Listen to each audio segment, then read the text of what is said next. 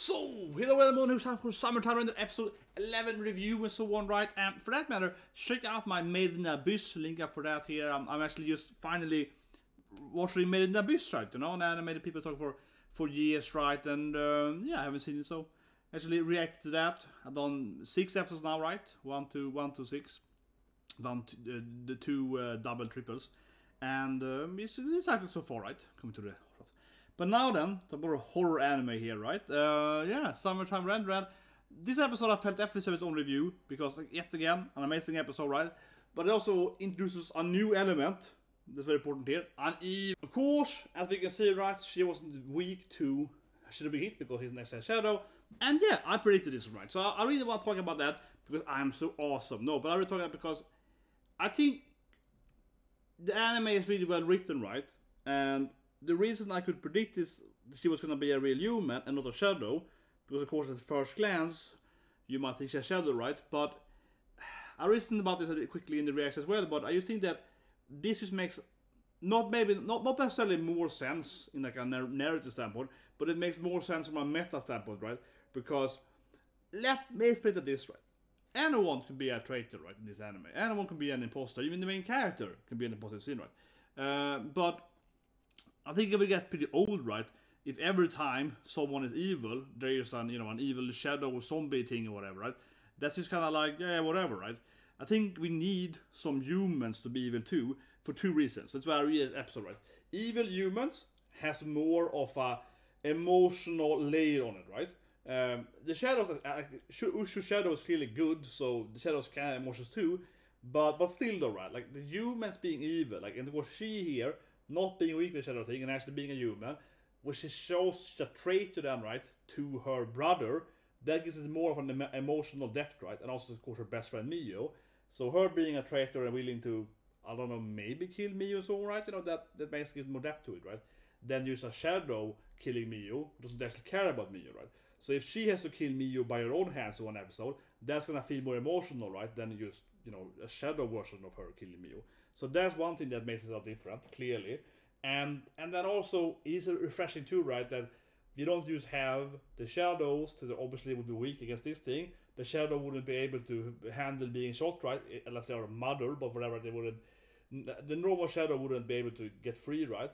Get hit by the nail gun, but she can just be like, haha, sonnen, I'm immune to that, I'm just a human, right? That being said though, I think it's a little silly that he got so afraid of her after she was immune. Why couldn't you shoot in the stomach? You know what I mean? He could have been like, well, okay, I can just... yeah, if you figure out that your enemy is a human, you can just hurt them like normal humans, right? So it's a little bit like, yeah, maybe not. That being said though, I do think it is reasonable that the main character, and all of the characters really, would have just immediately hurt a normal human, even if he's evil. Because so far, right, they've been running around hunting shadows, to some extent, right, fighting shadows. So, of course, it would be a leap, right, to suddenly kill a human from killing like a fake human, right? So, certainly some emotional barrier to do that. But I guess they will have to kill her eventually, right? Or at least capture her or something. They will have to fight her. This time loop here, they're clearly gonna lose, right? Now she's captured them and brought them to mother, right? So they definitely lost this time loop. But I suppose in the future, right, they're gonna have to fight her, and you know, then they will have to maybe kill a human. So that's interesting too. Maybe yeah, that's interesting, right? Maybe he can never kill her. Maybe he has to always either make her, convince her and make her change side, or he will have to capture her somehow, right? I could see it definitely being an issue that the good characters aren't going to be able to kill the woman, her sister, so yeah, like one of their sisters or right? So it'd be hard for them to actually like finish her off, right? Similarly, right, the father, so their father and her father, and yeah, he seemed evil too, right? We've already seen him with the shadow in the wheelchair. This nurse here, as I said in reaction, is also probably a shadow because the voice was weird, and like, why can't you see the face of the nurse? So that seems also weird, right? And you know, they're trying to cover up that his daughter killed this cop, right? So he's also probably evil, right? And it definitely comes off as, I think, my theory now more than just me talking about why I like that they're evil humans here. Yeah, like it sounds like the whole family has served mother for years, right? So I guess their whole family, her father, this guy, you know, all of them has been serving the evil shadows for generations, trying to help them to conquer the world or something, or this island, for some reason or whatever, right?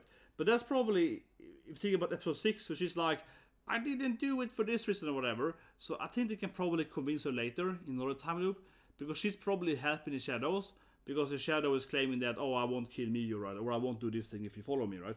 I'm just gonna kill the other humans, but if you do what I want, I won't kill your friends or family, right. That's probably what she's actually thinking, probably. So that's what she was like, and that's also how I kind of guessed that she was evil, right. Because yeah, her comment in episode 6 or 5 didn't make sense otherwise, and again, last episode with the cop didn't make sense either. That's why I was like, well, she's probably evil, and as I mentioned earlier, then I assumed she was gonna be evil human because it's more interesting than having those evil shadows, right? But yeah, I think she's probably like working with the shadows because she feels she has to, right? And she probably will be converted later. The father, though, probably, I don't know. I feel the father in a similar way here is playing like a pragmatic role where he's helping the shadows, but he's probably helping them because he's like, our families always help the shadows, and if you don't, everyone dies. So he's also probably doing it in a pragmatic way, and also probably is trying to help the good people in the end, I think, you know? I think he's probably trying to seed out some info to them. Yeah, I feel the father here, he comes off as a typical character that is working inside, you know, the evil organization, right? But it's actually a spy, and not because anyone asked him to be a spy, right? He's like a voluntary spy, and he's probably trying to seed out info to the good guys to actually come and defeat him and the other bad guys. That's what I feel the father is doing. Maybe I could be wrong, but I really feel he's actually trying to, you know, he's like, oh, I can't defeat the evils by myself, and I can't betray them, because, you know, then they're gonna kill me and my family. So I'm gonna help them, and then I'm gonna, you know, leak some info every now and then, right, to the other good guys. That's probably what the father's doing. What do you guys think? You know, leave a comment below. Yeah, I think that's what the father is doing.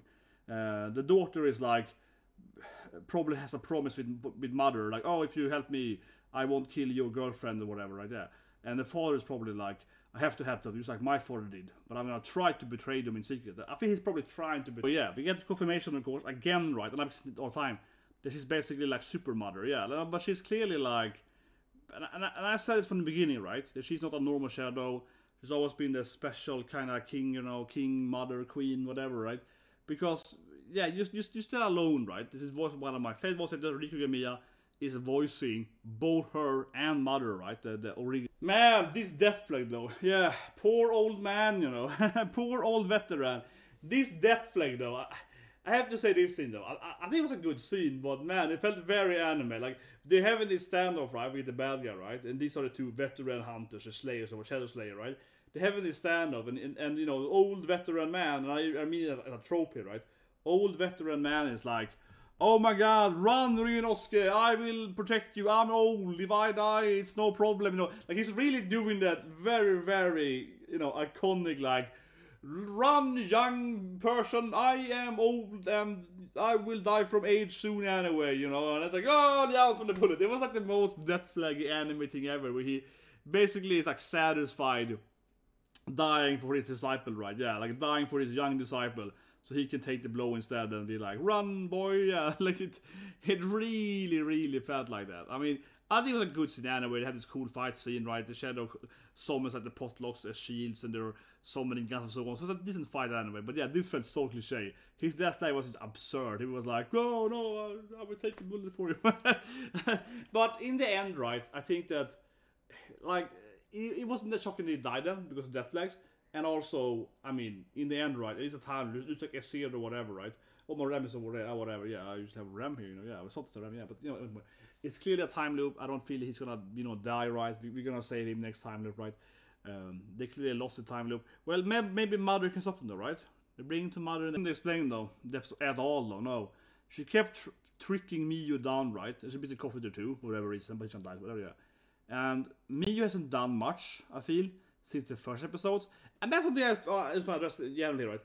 I think Miyu is a cute character and everything, but she's been kind of AFKing, right? Obviously, Ushio is the real, you know, main girl, right? Ushio is clearly the main character. Ushio is the main female character, like, obviously.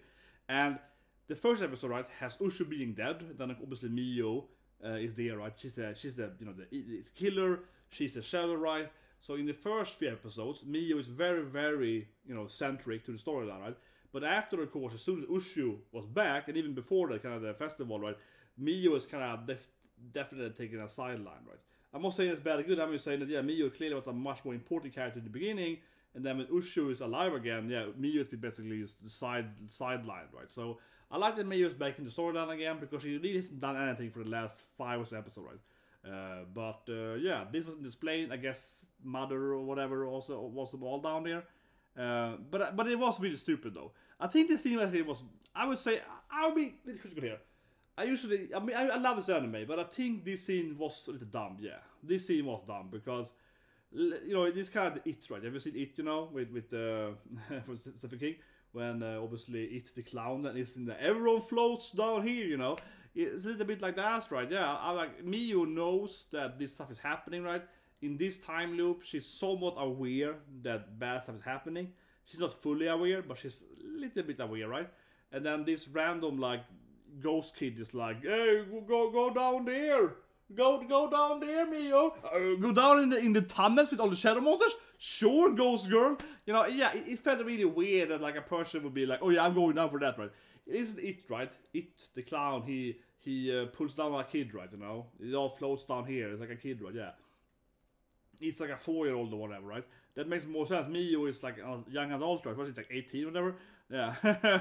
She's something like that, right? 17, 18 or whatever, yeah. Like, you know, young adult. And she's like, oh my god, yes. Sure, Shadow Kid. I'm gonna jump into the basement with you. Yeah, I think this actually was pretty dumb. Yeah, like, why would she, you know, why would the cop guy is like, I don't want to follow that shadow monster down there. I want to stay upside here where it's safe. Yeah.